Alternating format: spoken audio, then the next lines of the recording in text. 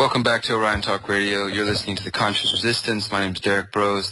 Thank you guys for being with me all the past 2 hours. I think we've covered some good stuff. Talked about the Matrix and what exactly is the Matrix and how it's a reflection of ourselves. And once you start working on yourself, we will see it improve. Caught you up a little bit with the news. Talked about some cybersecurity. We've been covering a lot of food stuff. We went into a bit about HARP with Brandon from Activist Post.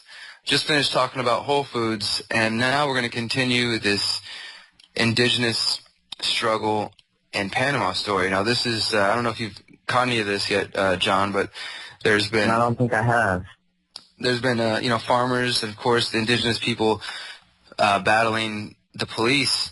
It was day 2 was yesterday, and I believe it's still taking place right now, over a planned dam that the locals fear will wipe out most of their life. And again, progress, we've talked about this before. What is progress and the way it affects the past? And that I believe it's a disrespect for these cultures that allows people to just keep running over them.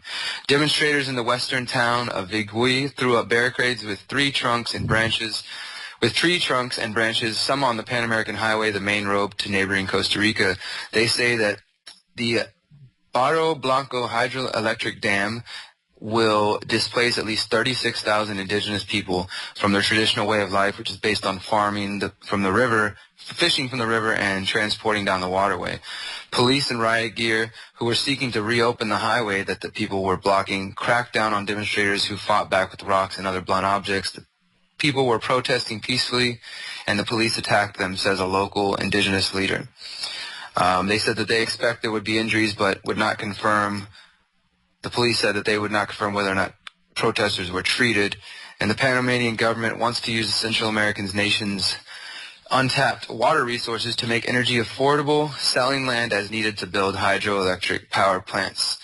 And the government is arguing against oil-fueled plants, but this is why we have to look for other options, other solutions.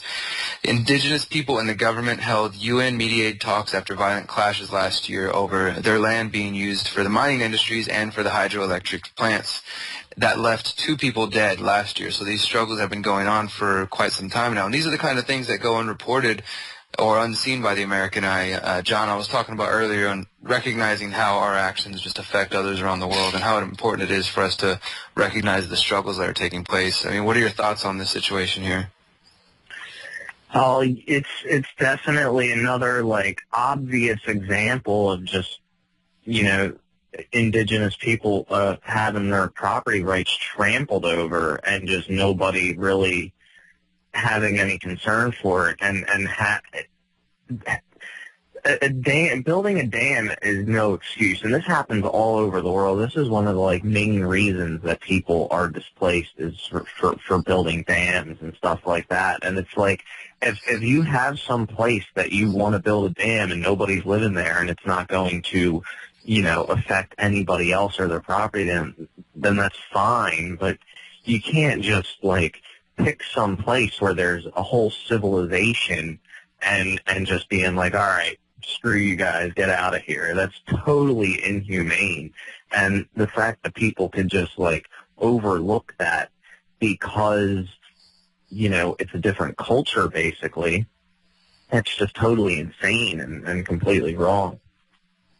Exactly, and it really is the inability to see each other as human beings that is allowing this, man, because I think the more that we go, as we often talk about, the more we focus on working on ourselves and recognizing our connection and seeing that, in some sense, we truly are all one. This is an interdependent, interconnected world. And when you recognize that and you see that, it's a lot. It makes you more aware, first of all, but it's also a lot harder to just trample on people like that.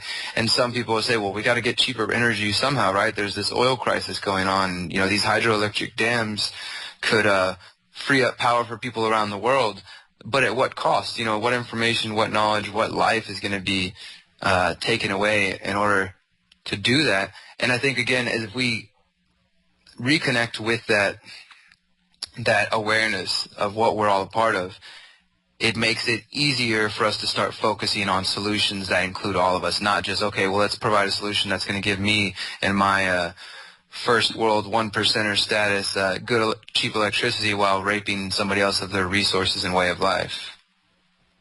Yeah, definitely. I mean, and we don't even need that oil. Like it's crazy, and there are so many ways to produce energy, but it's suppressed through various methods, and people think that's a conspiracy theory or whatever, but it's not. I mean, intellectual property, patents, patent trolls.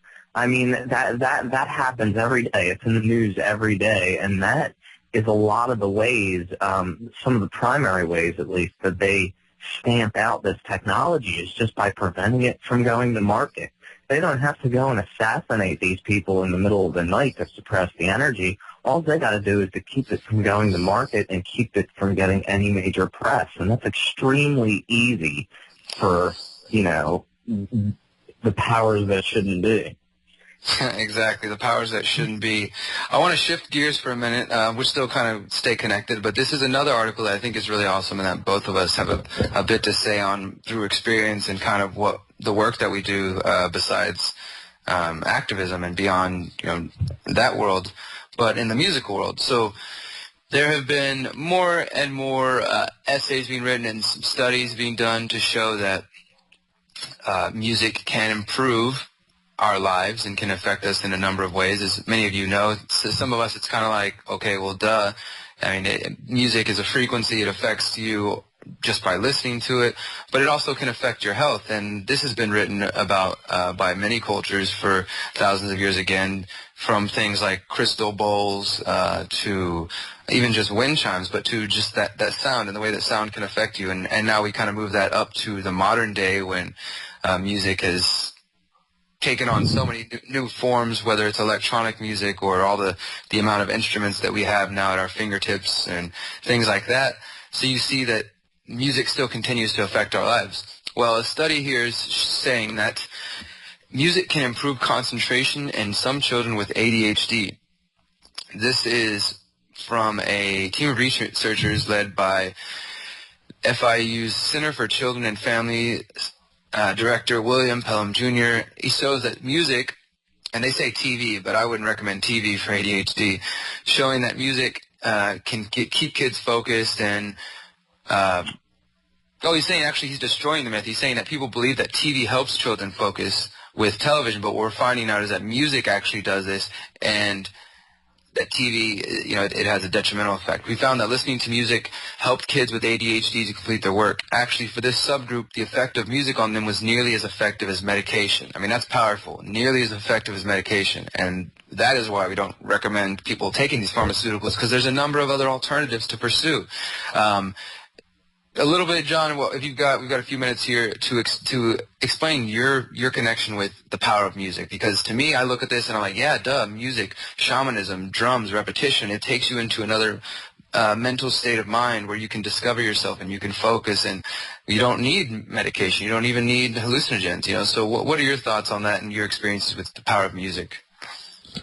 Well, I think with this diagnosis of ADHD and this particular study looking at that, I think that the medications and the drugs target the wrong thing and kind of target something that doesn't exist, which is an unproven chemical imbalance, basically, that they attribute to a particular behavior. And ADHD is something that I was diagnosed with as a kid, and they wanted to drug me up, and luckily my parents decided not to do that. But I think it's just a different type of personality. Like it's a different way of thinking. It's not bad, not good. It's just not everybody thinks in the same conform way that they want you to in school. And music is something that can, it can put you in a more relaxed state. It can put you in a more creative state, and it can make your mind work in certain ways that TV would put your mind to sleep. So I definitely, without going and reiterating what you said about shamanism and the repetition of drumming and dancing and things like that, I think that it's definitely targeting the actual problem, and I wouldn't call it even a problem, but the obstacle that may be preventing somebody who's diagnosed with ADHD from getting work done, if that makes any sense. Yeah, exactly. I mean, the ADHD is a false thing. Some, like you said, everybody learns at different rates, and we communicate in different fashions. But you can still get to a point of focusing, and music can help you do that. That's about all the time we've got today for the show. I want to thank you, John, for joining me.